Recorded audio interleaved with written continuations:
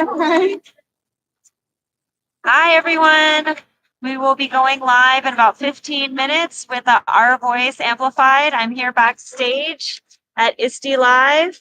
And here's the man behind the magic, the one, the only Brian R. Smith. This is his production. Get ready for some magic. So stay tuned. 15 minutes. We're going to go live, everyone.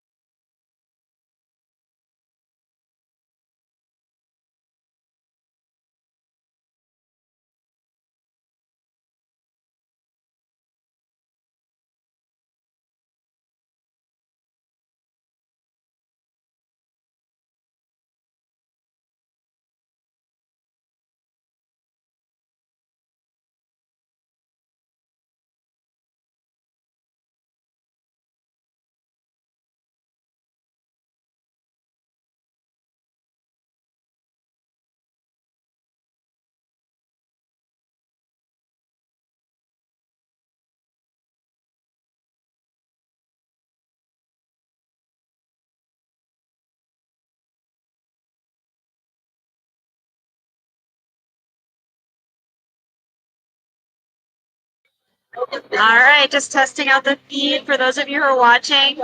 Did you put in the comments if you can hear? Getting everything set up.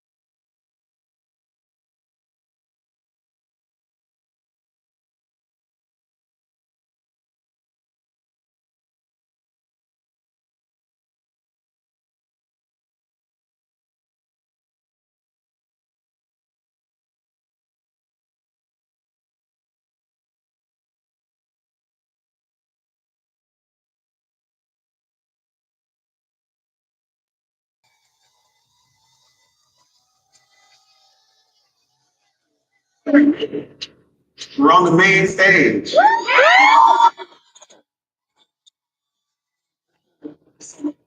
And you before then. How do we get here? How do we get here? Well, I'll tell you one thing.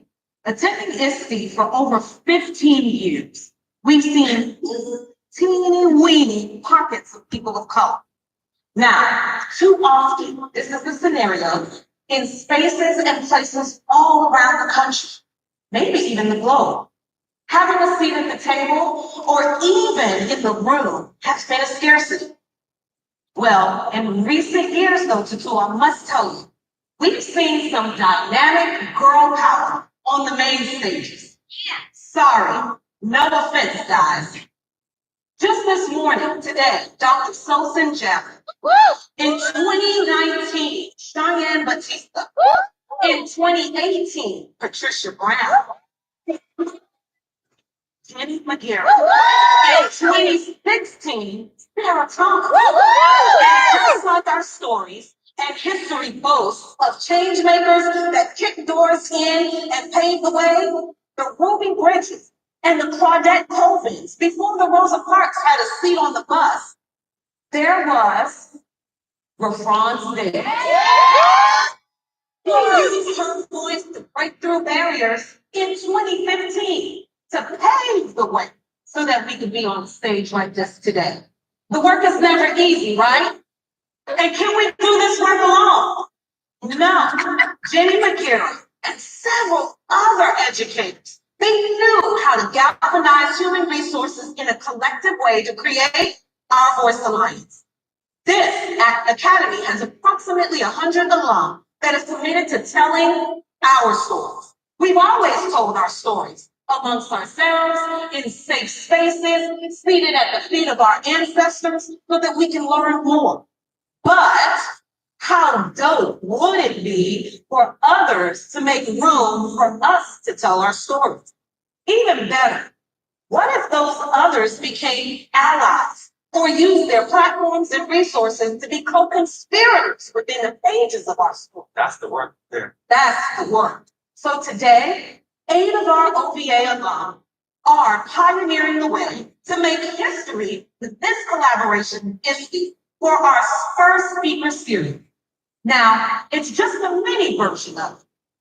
The narrator sets the stage, music sets the mood, and your voice sets the tone. Ladies and gentlemen, this is our Voice Amplify.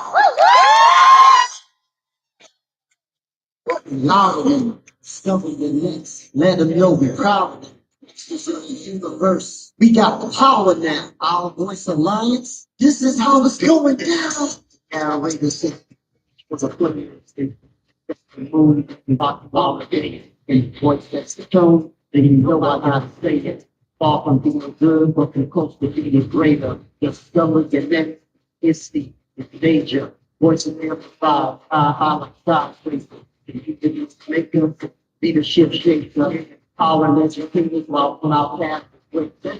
Following alive and on the rise like elevators, improving equity and empathy in education, representation, cultural competence across the nation, underrepresented black and brown, that's the situation. Now it's ours with a alliance, that participation, walking hand in hand with giants. Reach our destination, your reputation. It's all about our calculation. This is our voice amplified, and it's so amazing.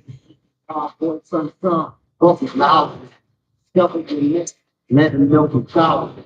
That's the lovely universe. We got power now. Our voice alliance. This is how it's going down. This is our song. Voice down. Government, let them know we're proud. Universe, we got power now. Our Voice Alliance. This is how it's going down. We got the narrator sets the stage. Your music sets the mood. Your voice sets the tone. She got the power. This is our voice. And we are now. Yeah. Power down.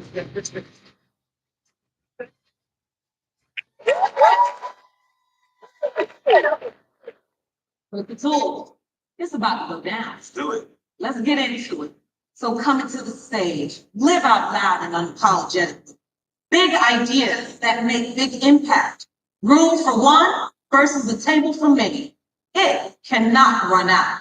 No holds barred. Occupy space. Ladies and gentlemen, Marcus Stein. This is ongoing amplify. Your heart can't get out to be.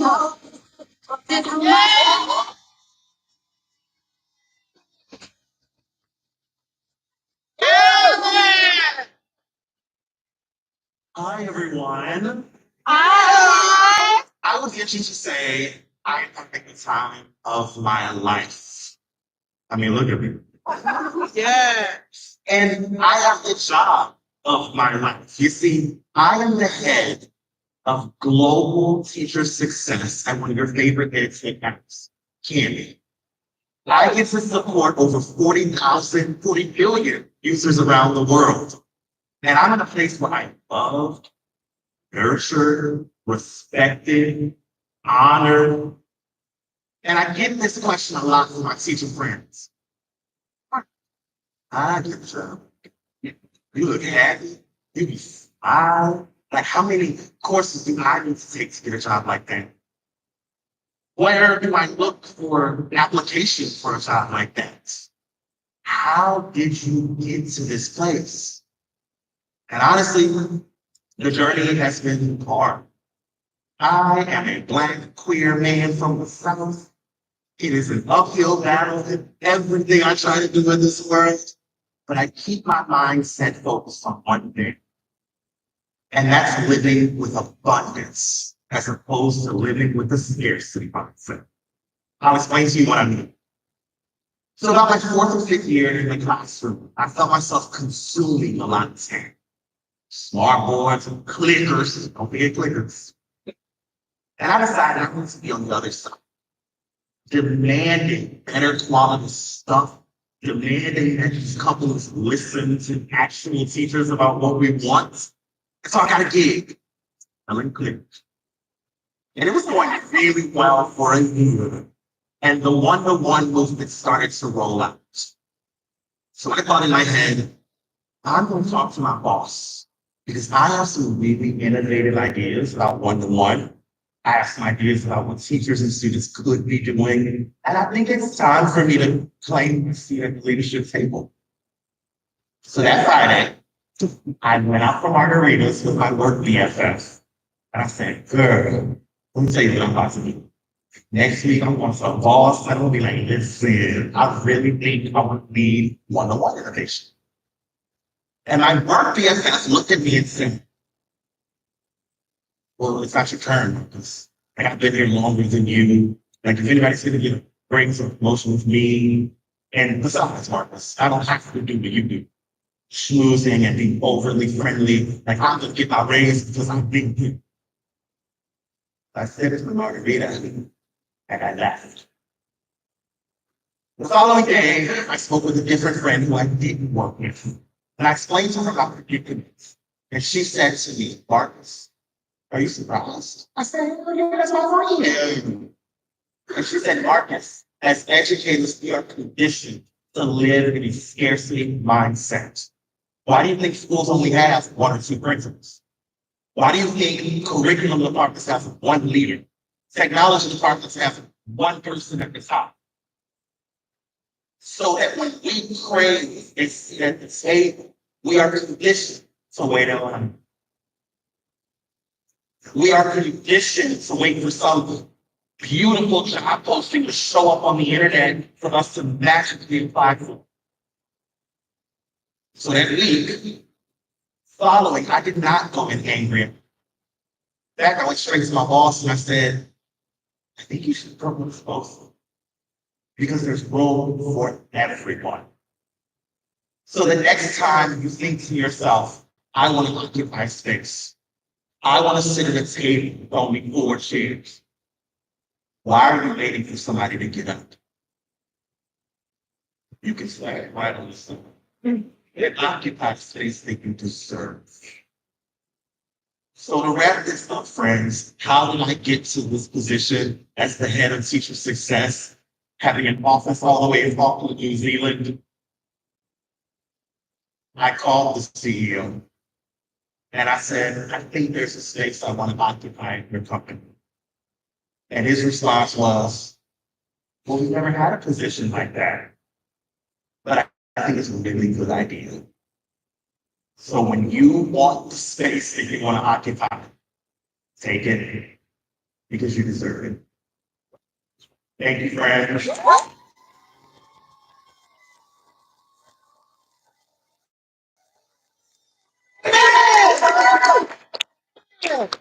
Of that. So when there's space, even if you weren't invited to have a seat at the table, come on and stand in. Who we got up next to do? So next, we bring it to the stage. She is seen, teacher love, nowhere, perseverance, keep going, and it's truth. She's going to tell us today. Bring it to the stage. I'd like to introduce to you Alexis Terry. This is our voice amplified.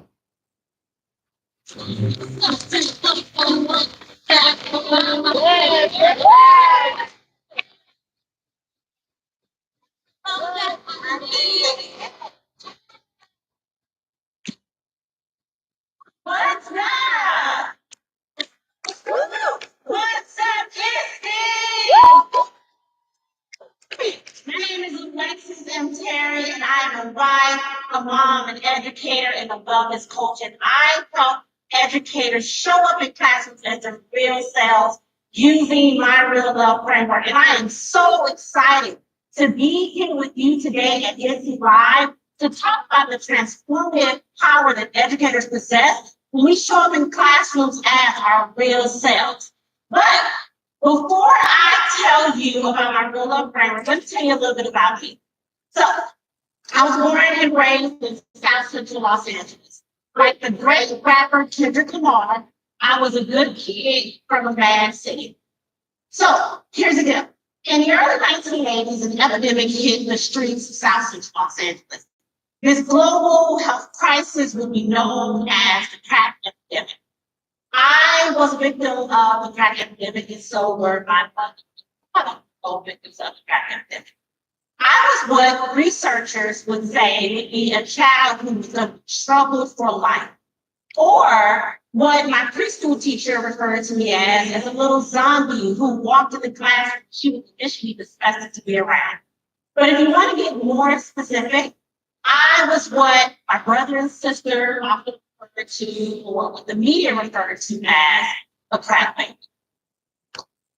So the way my story goes is when I went into classrooms and schools, stereotypes like crack baby, disengaged, did not want to learn, troubled, loud, ghetto. Those stereotypes haunted me throughout my academic. But it was the love and the compassion from educators who showed up in academic spaces as their authentic self is the reason why I'm standing in front of you today. Can y'all say real love? Real love. Yeah. So what does real love look like in the academic space? Real love looks like my preschool teacher who would bring clothes and food to school when my brother and I would often show up hungry or dirty. Can y'all say real love? Real love. Yes, it is my high school algebra teacher, Miss Hyde, who brought my first journal, and she gave me this journal to share with her my deepest desires, my deepest fears. Can y'all say real love? Real love. Yes. My high school English teacher, Mr. Kennard, who often called me his daughter, and he treated me as such because he knew I yearned for a father figure. Real love was Mr. Cincinnati, who forced me to be in school student council because he saw the leader in me. Real love was Miss Pearson, who forced me to go to the Black College Expo and made me apply to every school there with a 2.0 GPA because she said, girl, somebody's going to take me. And grandparent took me. Can y'all say real love? Real love. Yes. So you may be wondering, well, how is it that they were able to show you real love in some of the most disheartening conditions? They were able to show me that real love because They love themselves. And because they love themselves, when they walked in their full humanity, they could see me and allow me, empower me to walk in my full humanity. So where I'm from, there's a saying, real recognizes women. I thought I was the realest educator out there. But I never forget, one day, standing in the hallway, a student looked at me in the face and said, Miss Terry, you never know what it's like to have a daddy as a front kid. And yeah, that's when I realized that I was the fakest teacher out there. It was actually in that moment that I realized students don't care about the lesson plans we write. They don't care about the tech tools that we use. What they care about is you showing up as the authentic you and me showing up as an authentic me to give their hearts and minds the love that they need to be set free. Thank you.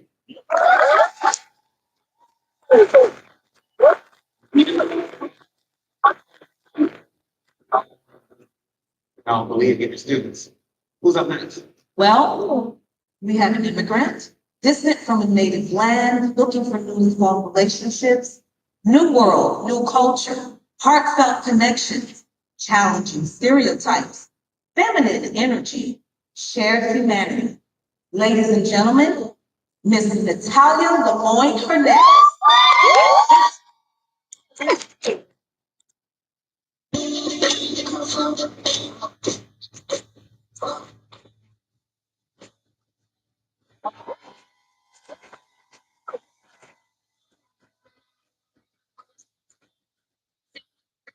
Hello everybody, hola, hola a todos, ¿cómo están?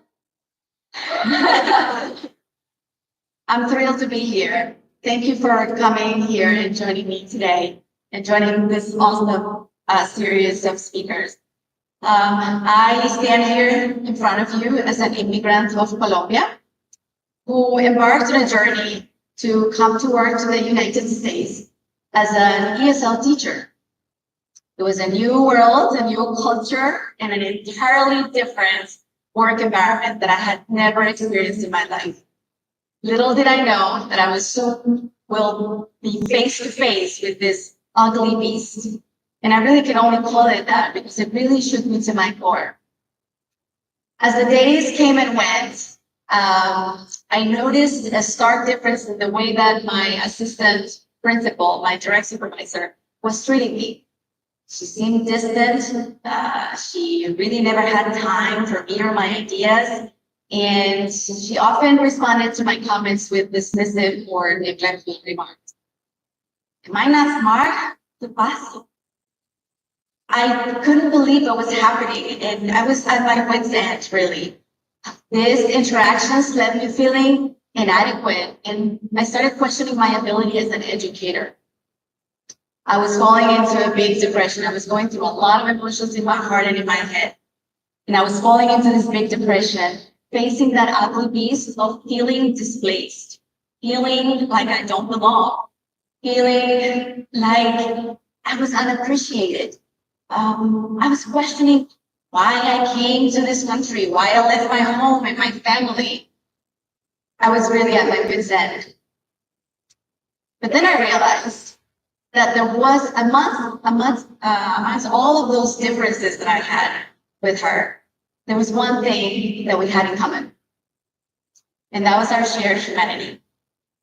So I took a leap of faith and I wrote her a little note. And I wanted to apologize if I had unintentionally, offended her. I wanted her to see me for who I truly was. And I wanted her to see beyond the surface level interactions, beyond the form stereotype.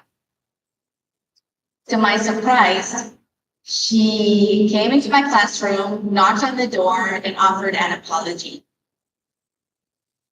That heartfelt conversation that we had, she even said to me, I didn't notice that I was treating you this differently. But that heartfelt conversation that we had allowed her to open up to me and in turn gave me the opportunity to showcase my true potential. With her support, I organized an international week program where we celebrated the cultures from all over the world across the various subjects. The event culminated in a white school assembly where I even taught the teachers how to salsa dance, and the kids absolutely loved it. The program garnered the attention of our local news outlets, and it really was so successful that it lasted throughout my tenure at that school. As I reflected on that experience, I realized that I was going through a lot of emotional labor. I was trying to manage what I was feeling based on her actions.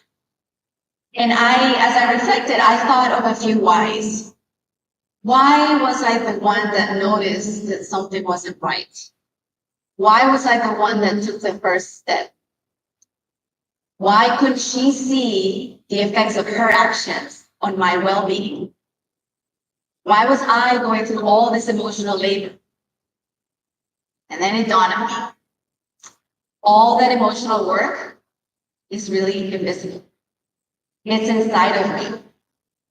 And executed in the way that I tiptoed around situations so that she wouldn't see the effects of her actions and her emotions on my emotions. I was always editing and accommodating my emotions to minimize the impact of their impact on her emotions. That emotional labor is emotion management and life management combined. And it is the work that we do that is unseen and unpaid. And we do it to make all the people around us happy and comfortable. And it often falls disproportionately on women and marginalized groups of our society. Emotional labor intensifies inequalities. And it's actually the result of societal, this imbalance is the result of societal expectations. And it only intensifies the power imbalances that we have. So for me, as I reflect on it, I was like, am I going to feel this way always? Do I have to edit myself all the time? Nah, not anymore. We can share our humanity. We can share emotional labor more equitably. I'm an immigrant, and I get that job done. Thank you.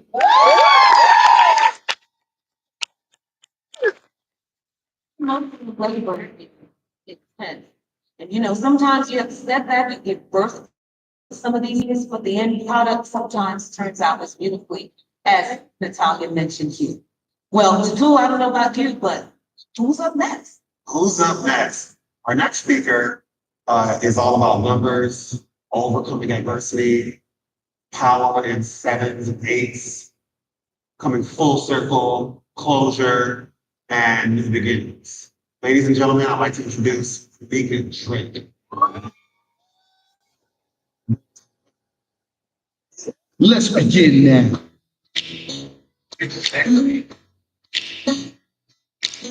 I woke up this morning. So,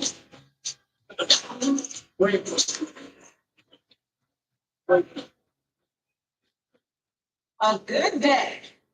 Don't we all wish that every day was a good day? I mean, don't you get sick and tired of being sick and tired? Well, I'm sure we all know about that phrase, life be life. I mean, life can get to all of us. In spite of all of that, we have to move forward. We know that some of us may be dealing with the death of a loved one. You may be dealing with the sickness of a loved one, taking care of someone. But in spite of all of that, you have to keep going. You have to keep pushing forward. For me, many of those experiences were connected to the number 7. Now, I know you're thinking, girl, 7 is my lucky number. I'm going to play some numbers very soon. Not in my case. Last year, 7th month of the year, my father passed away. 2016, 7th month of the year, my daughter passed away. And let me not talk about those 7 job interviews that I thought was going to be my next, 6 no's and 1 no. In spite of it all, I knew I could not stay stuck in that mode. I had to move on past my now to my next. I knew that I had to align with getting to my next. First of all, I had to make sure that my attitude was ready. Raise your hand if you know a coworker, a colleague, a family member, church member, sorority sister, fraternity brother, whose attitudes. I mean, they can have the most amazing ideas, but they are the storm in anybody's sunny day. Wait, is it your attitude? Have you checked yourself before you wreck yourself? Are you ready for your next, or is your attitude blocking you? Check your attitude. Next, not only did I need to make sure my attitude was right in order to prepare for where I was going, I had to look at my abilities. Was I growing where I'm going, or was I stuck in that moment? Checking my ability to make sure I was moving forward. Not only did I have to check my attitude, my ability, I had to make sure my motivation was right. I remember grad school. I had a teacher that no matter what I did, no matter how hard I worked, B minus, sometimes C, it was always never good enough. So I went to him and I said, okay, sir. I mean, I'm trying. I'm doing everything that you asked me to do. I don't understand. This man proceeded to tell me, Miss Drake, you're a mediocre B student. Okay then. So cum laude is coming. It's okay. So no matter whether that motivation is extrinsic or intrinsic, please make sure that your motivation is pushing you to your next. Now, for me, that ability, that attitude, and that motivation, I was aligned to my next. And guess what? What's after 7? 8. That 8th job interview, I'm walking in it. The 8th month of 2016, my niece, that's my heart, she was born. And if you know me, if you go to my Facebook, you go to all of my social media, you'll see baby girl. So what is your next? Make sure you're aligned. Don't get to that good day. Make it a great day. Thank you.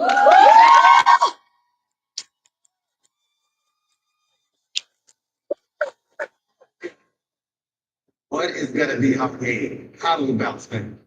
Who's next? Well, more than the eyes can see. No solo characters in a single story. Recognizing worth. Names others, even when they're not in the room. Shared voice. Ladies and gentlemen, coming to the stage, Miss Shayna Glass. And this is our voice amplified. When I see a struggle, like a big job, touch it in me.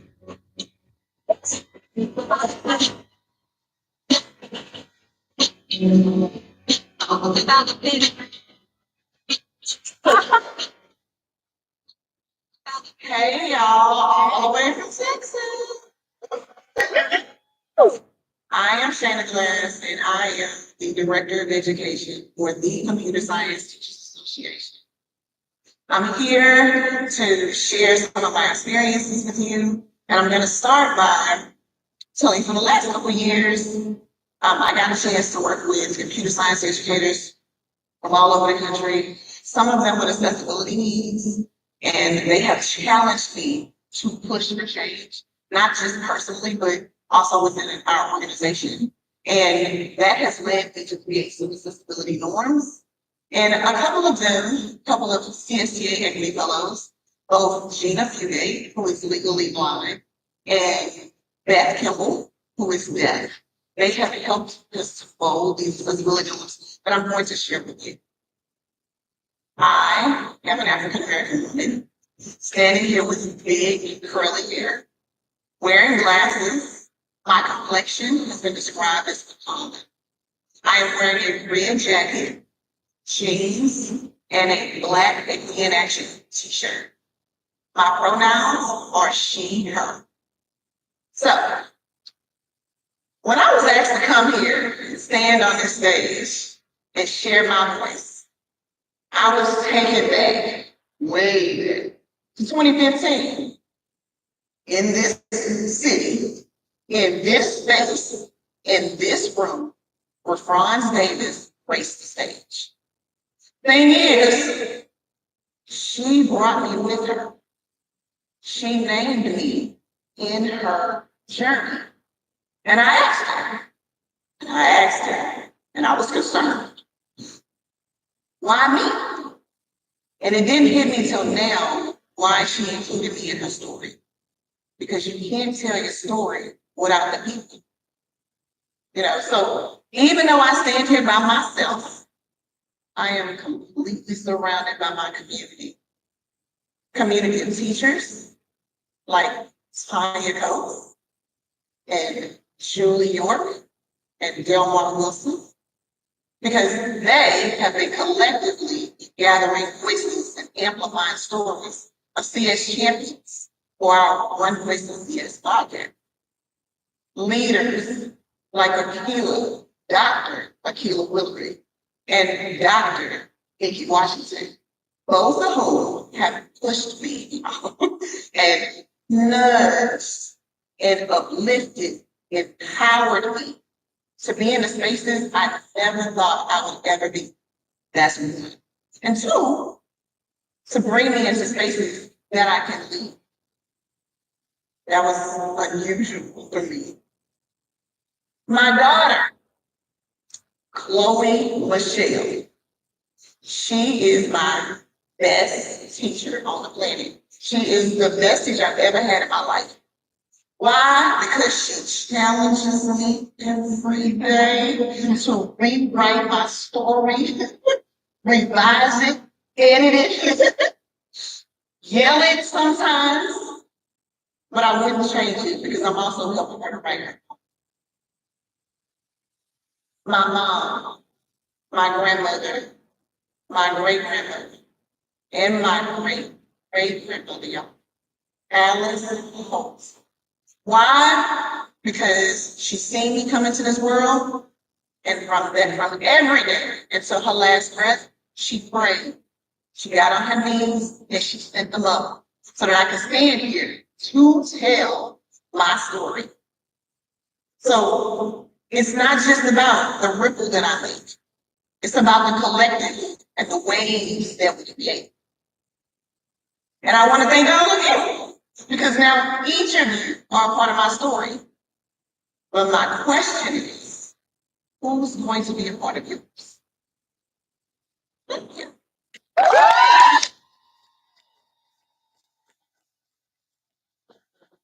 Thank you. Love it. Yeah. So our next speaker coming to the stage went from having no voice to having a voice, literally stopped her from engaging. She had teacher and parent support, prayer works, so does faith, and at the very end, always resurrection. Ladies and gentlemen, I'd like to introduce to you Thesia Citizen. Yeah!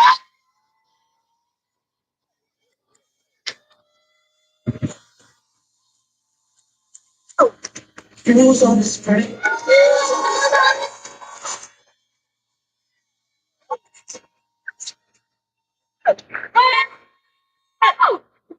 I'm supposed to talk right now, and now I can't even control my emotions. Okay. Got it. So it's June 15, 1995, and it's my senior high school graduation. While I'm backstage hydrating, my counselor is introducing me to the crowd.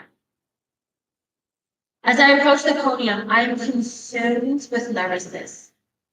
Not because I'm concerned about the crowd that I need to speak to. I mean, that's easy. I do this all the time. Deliver speeches, sing in the choir, perform in plays. This was different. There is fear. And so as I deliver that first full line of my speech, I am frozen. Because for the first time that entire school year, I actually understood what everyone had been saying. I do not understand the words that are coming out of my mouth.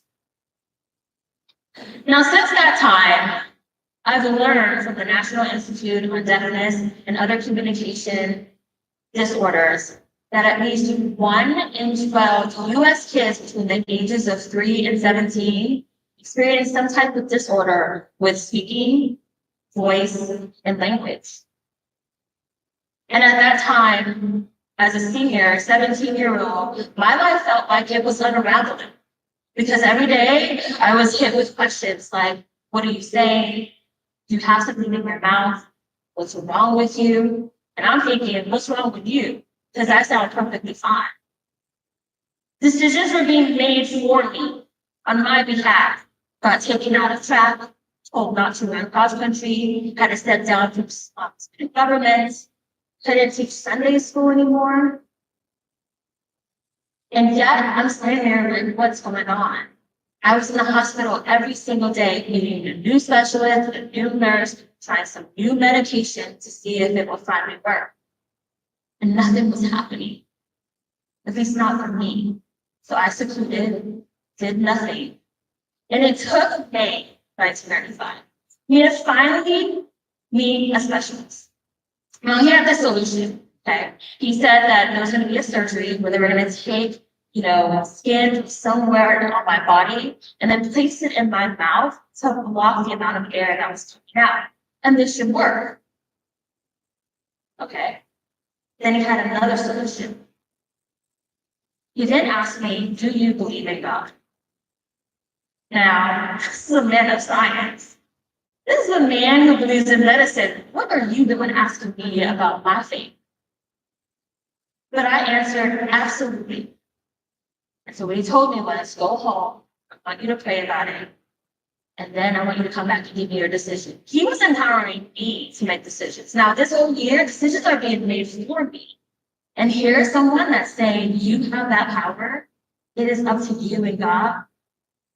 So I went home and I prayed. And every night I'm hearing my parents in the kitchen. They're arguing, they're trying to make decisions. And my mom is crying and she doesn't know what's going on. And finally, after all that prayer, I had my answer.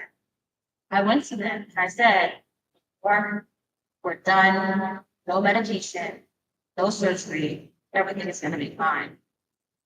But remember, it's June.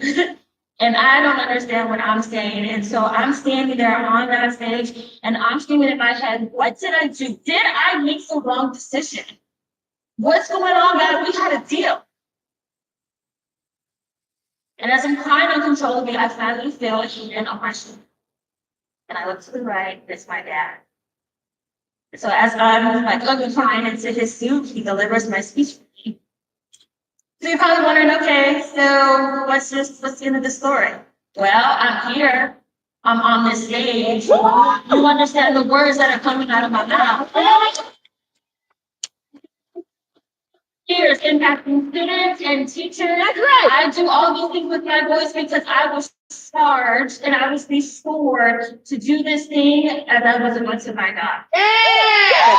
So I want to inspire you that when you don't know what students are doing with that voice of theirs, it is your duty to mold them, to shape them, to inspire them to use that voice. Because who knows? They can be here sharing their story about God, how God has restored them. Thank you.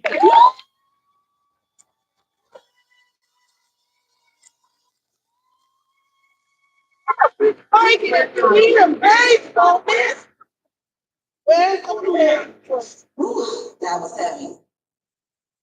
Intentional erasure, macroaggression, generational trauma, failed citizenship, hypervisibility and invisibility. Palestinians remember. Ladies and gentlemen, please welcome to the stage Dr. Sosan Jabber. And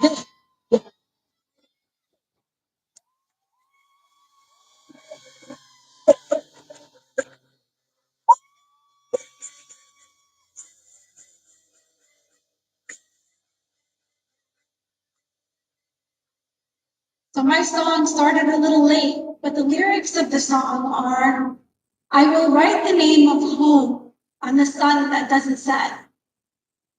Where is home for Palestinians? Our country is occupied. And in the United States, we can't even say Palestine in most places, especially educational spaces.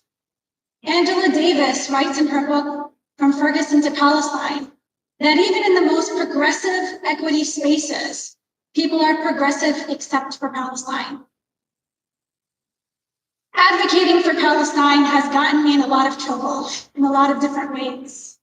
Last year, I was sitting in my classroom and I had an administrator come into the classroom and ask to speak to me. He sat across from me and he said, Sosa, your Palestinian identity is offensive. Can you tone it down? It took me a minute to catch my breath because my immediate thought went to, we have 13 Palestinian students in our district. How do they feel when an administrator who's sitting at the decision-making table is making these statements? So I looked at him and I said, your white fragility is offensive. Can you tone it down?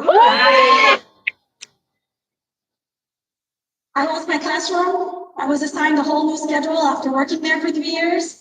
But I proved over and over again that it didn't really matter because any students in our school deserve to have a great teacher, and whatever space you put me in, I was going to rock it anyway. What does it mean to be hyper-visible and invisible at the same time? Historically, in America and in much of the world, Arab Americans are hyper-visible when it comes to bullying and invisible when it comes to advocacy, even in spaces like this. I had a friend who speaks and does a lot of equity work approach me and say, Sosa, you should be careful, you have children.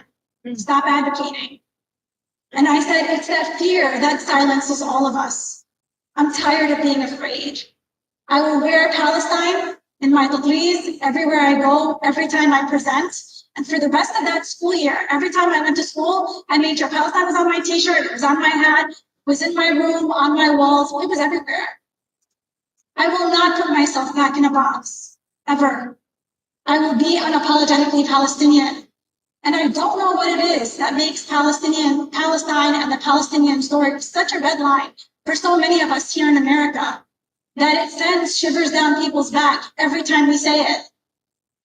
Even on my Twitter feed, I can post about anything and get likes and shares. But the minute I say Palestine, it goes cricket silent, right? And so even in my research for my dissertation, I interviewed so many Arab students because my research was focused on perceptions of inclusion and belonging of Arab American students.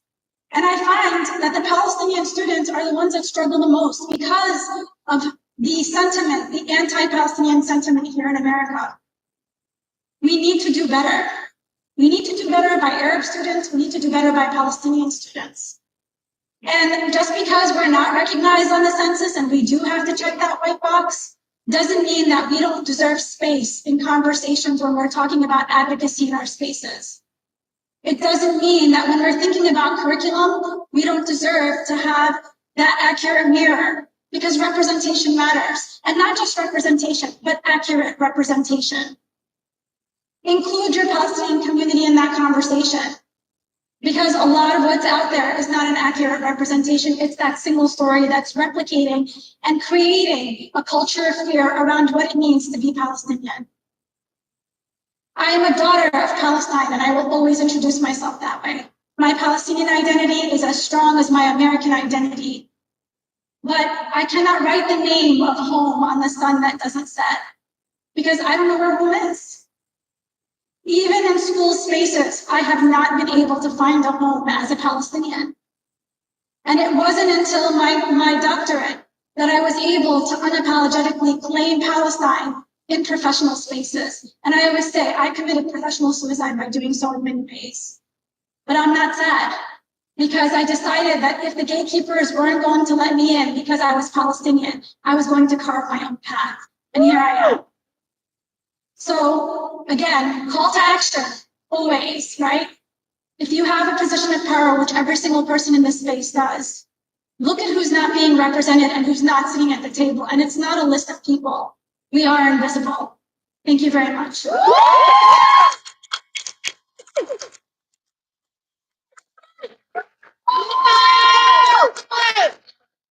And so, as Sosan is reminding us, we have that responsibility to make sure that every child that comes into our classrooms and in our buildings makes sure that they feel like they are at home. Now, I hate for this thing to come to a close to Tool, but I know we've got one more speaker. I know we've got One more speaker. This next speaker is all about the grind and struggle, building visual storytelling, gifts and value, and more importantly, he does not need validation. Welcome to the stage, Al Thomas, and this is our voice amplify.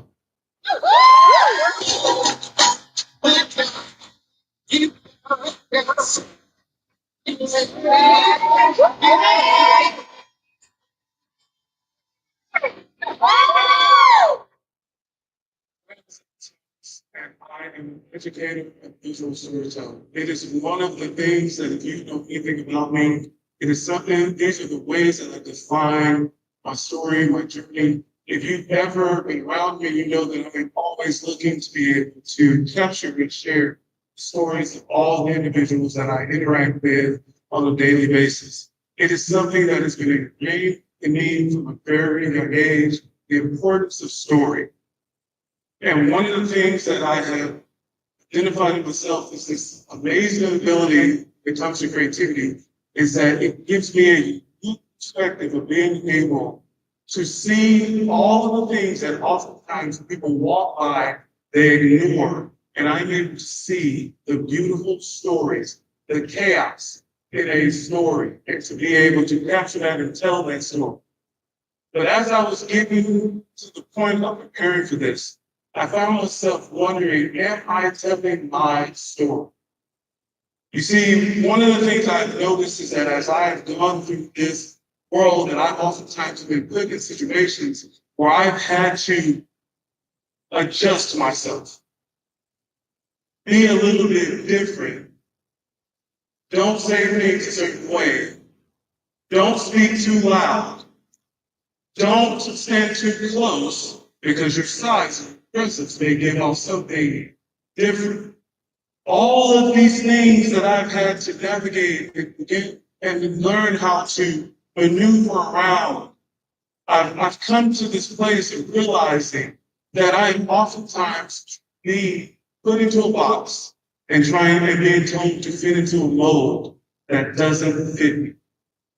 You see, one of the things I have come to, and maybe it's because the gray hairs have come in more than they were before, but I've reached that point, like my grandmother, when I could tell when my grandmother was tired and she was done.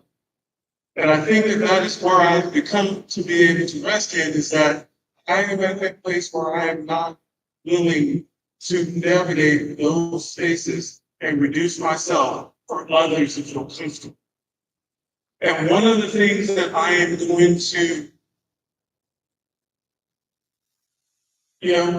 one of the things I am going to say in this space is that I am blessed to be able to stand with those that become before me.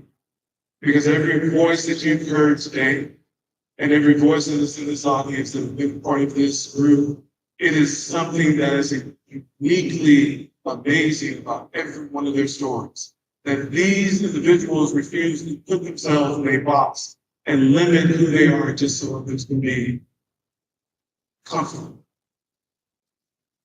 So, as I've explored myself and learned the depth of all the things that I am about, all of the strengths, the weaknesses, all of these things that make up who I am as a person, I've decided just to be unapologetically me, to live in these spaces where it is uncomfortable, and I make it uncomfortable for those that refuse to listen to voices and skins that look like mine.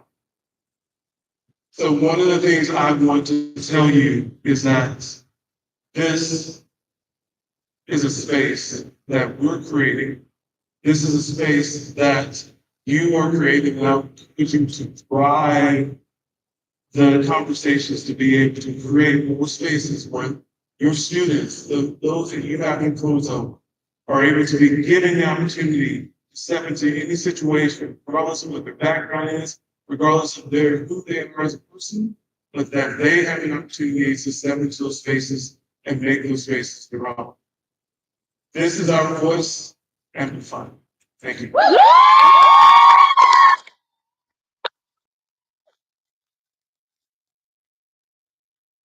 Ladies and gentlemen, just like that. Thank you for coming and good night.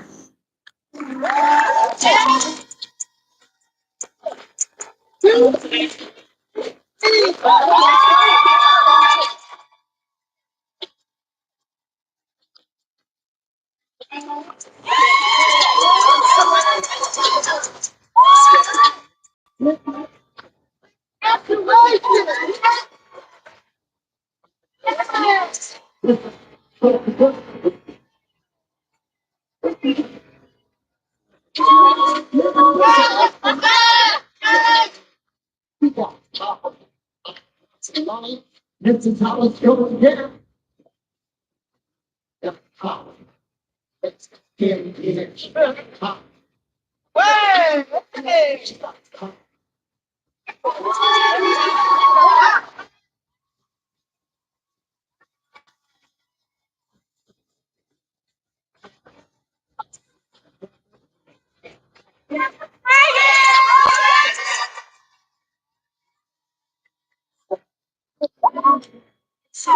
Next.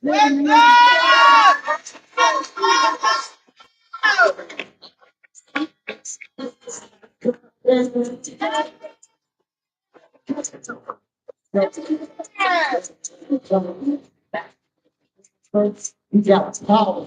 Our voice of knowledge. This is how we going down.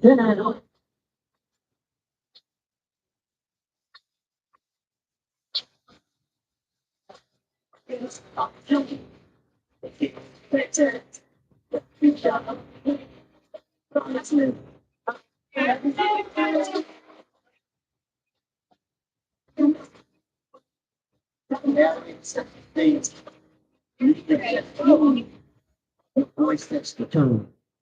This is our voice. And God.